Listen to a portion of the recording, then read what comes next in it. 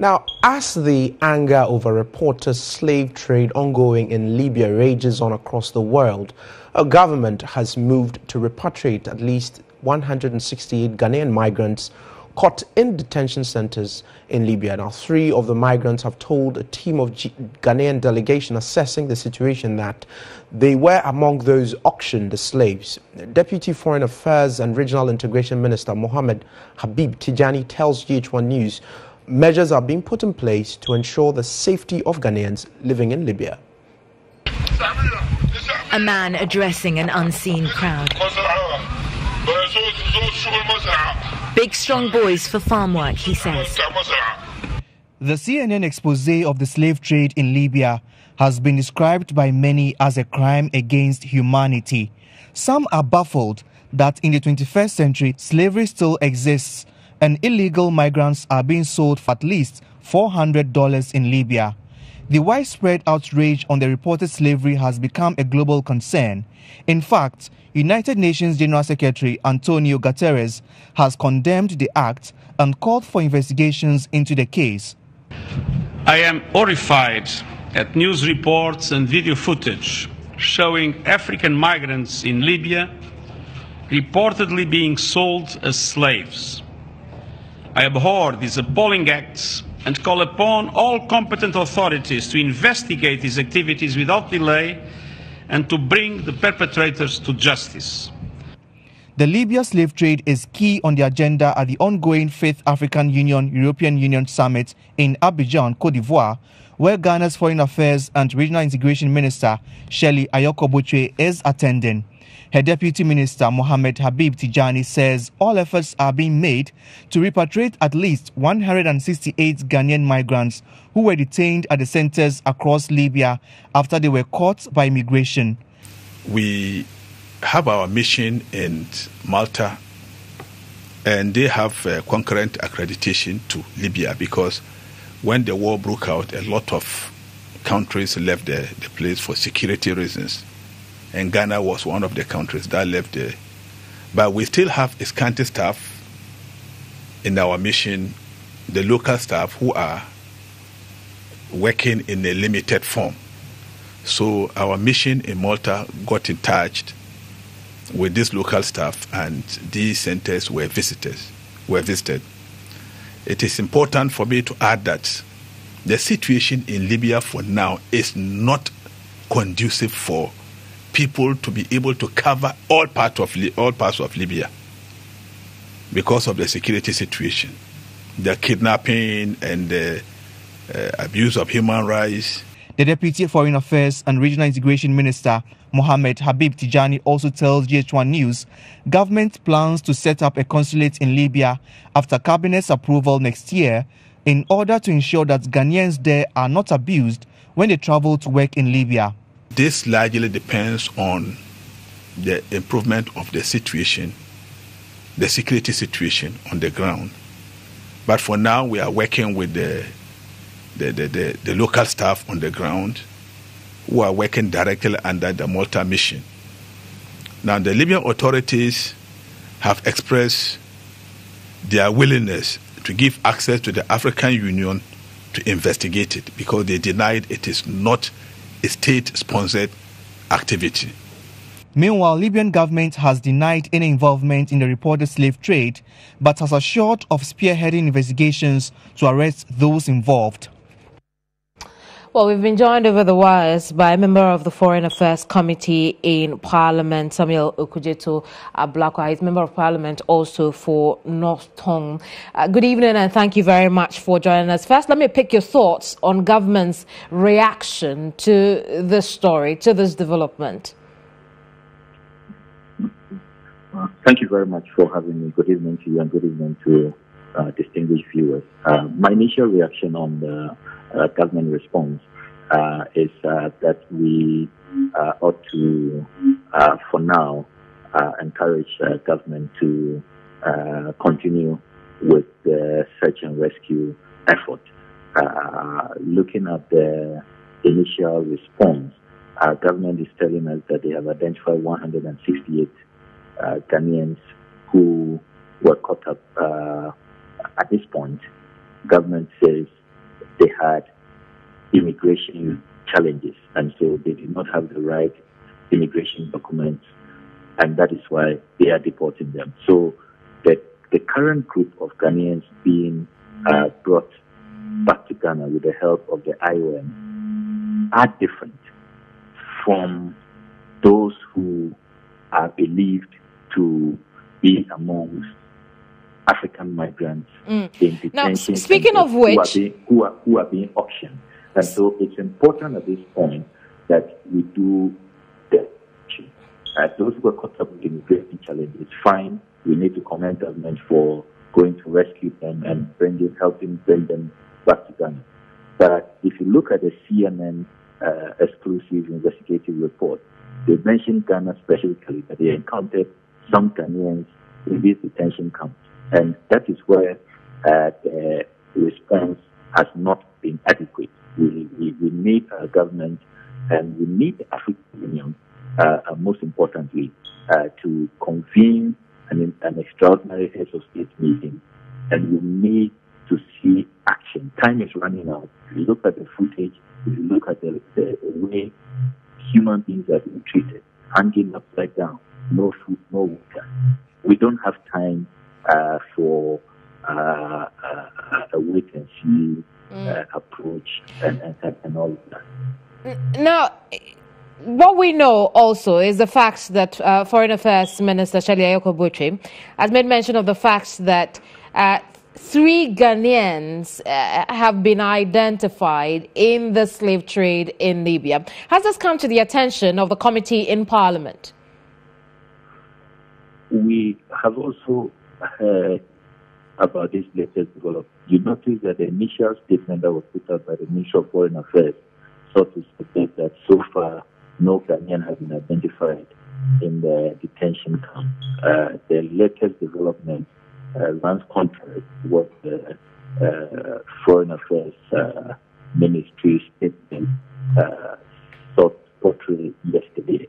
So we are making progress. This confirms the CNN report. If you follow the CNN documentary, you notice that they mention Mali, Niger, Nigeria, and Ghana as countries that are affected.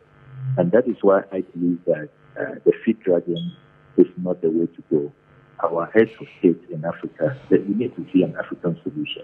So far, the French President Emmanuel Macron appears to be the one really pushing hard. He's asking for the UN Security Council to be convened so that there can be swift action. If you look at the CNN report, and you consider the fact that you have 9 detention centers that they have identified across Libya in areas that are beyond government control, because you know Libya is now really largely a failed state. There are 2 governments, one in Tripoli, one in Benghazi. What you need is a military solution to get in there quickly and rescue these African migrants before they lose their lives. So you think what we need now is a military solution? Absolutely, because you heard our foreign minister say that the situation is dangerous. You can't expect her and her officers to get in there and identify who can and all of that. At this point, let us all just admit that these are all human beings. It's not accepted. It doesn't matter which country they come from, whether Ghanaians are in there or not, whether Ghanaians are many or not, or Ghanaians are the majority. These are all fellow Africans, human beings who must not. When you think about it, how helpful will a military solution be at this point in a country where really there is no established government? Will be difficult to even identify where these men are in the first place. How helpful will a military solution be to this? It will be very helpful. CNN has offered us a starting point. CNN has identified 9 detention centers. We can start with that. You remember that all the footage emanating from Libya, you have the captors armed. The pictures in the video show that they are armed to the teeth. Most of them are terrorists who belong to all these terrorist groups that use Libya now as a safe haven. So these are not people that, and they are very predominant. They are not people that you can identify their leadership and try to negotiate with them. And there are people who don't understand negotiations. And these are not people we should even be negotiating with in the first place. These are plain-faced criminal terrorists who must be apprehended and brought to justice. These crimes against humanity must stop. And that is why the best solution is a swift military action that shows greater capacity of military force will force them out and will get these detention centers totally captured, so that we can then rescue all of these African migrants and bring them to safety. We cannot afford.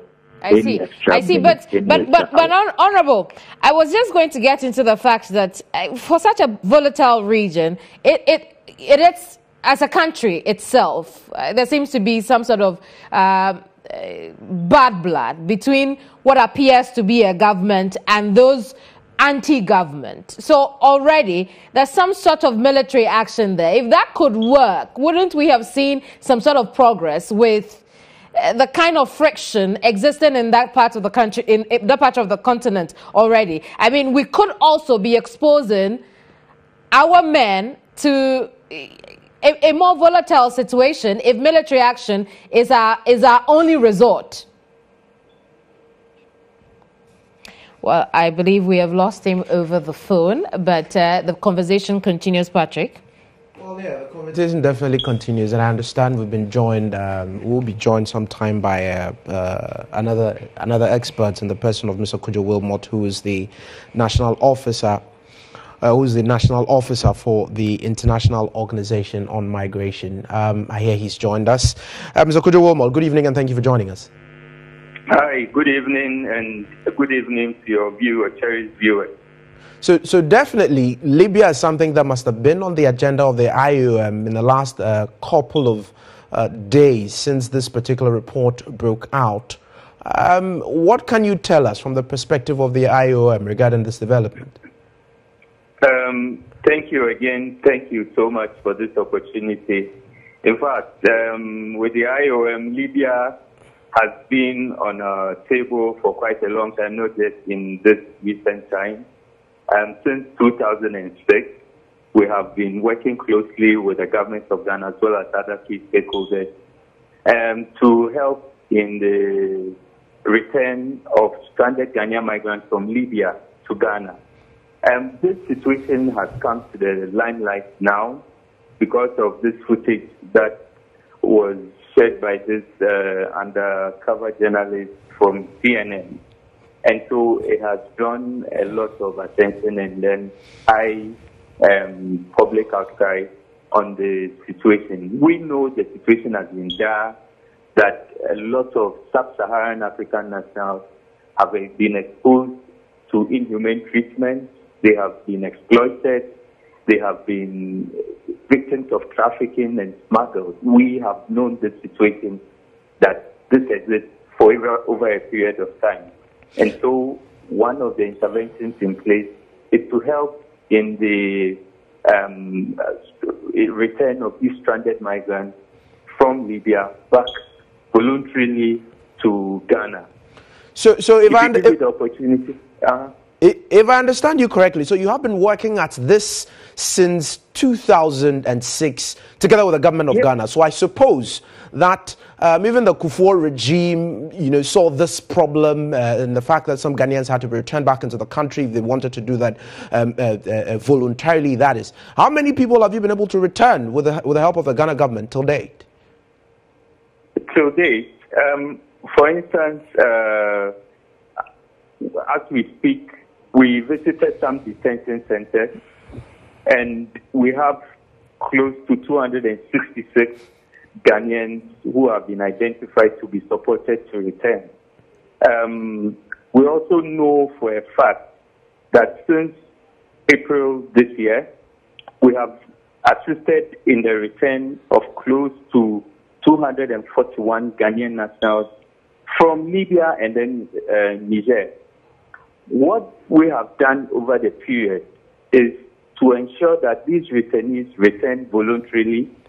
And then we provide some psychosocial counseling support to help in effective reintegrating. And after this reintegration, we monitor to ensure that their reintegration is just not sustainable in the short run. But of course, they reintegrate back into the society over the longer and over a long-term period.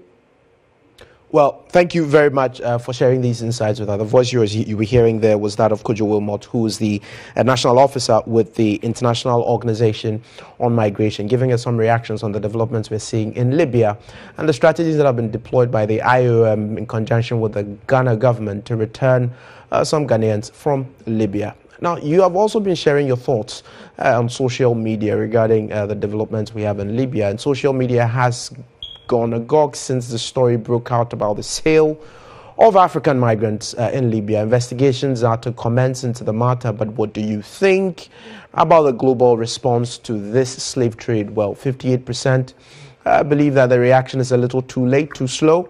38% believe it is an African problem, and 4% couldn't be bothered. But by and large, it looks as though the reaction that you have out there in the general public, and you could keep sharing these insights with us, but I think people generally feel that it's an African problem. Africans have to deal with it. I mean, I agree with that to a large extent, and some equally believe that the reaction we're getting now is too late. Yeah. Because since the overthrow of Muammar Gaddafi in 2011, it's been like that. You've had people trying to surge on, to Europe through Libya, and every now and then these sort of developments occur. But let's hope that, the congregation of heads of states that are currently looking at the problem will find some lasting solution to it. I don't know what you think about the military action. I think it would create a more explosive situation in Libya. It will. I mean, it depends on the way it's executed. I feel that there's a certain huge void in Libya, and so we'll have to tread cautiously. The argument is that, we deploy military, particularly when it's a sovereign state. Where is the military intervention coming from? The AU? Is it coming from, the UN? We have to understand all of these dynamics properly, but that's just our view. Keep sharing yours with us on our various social media handles, and this brings us to the end of Inside.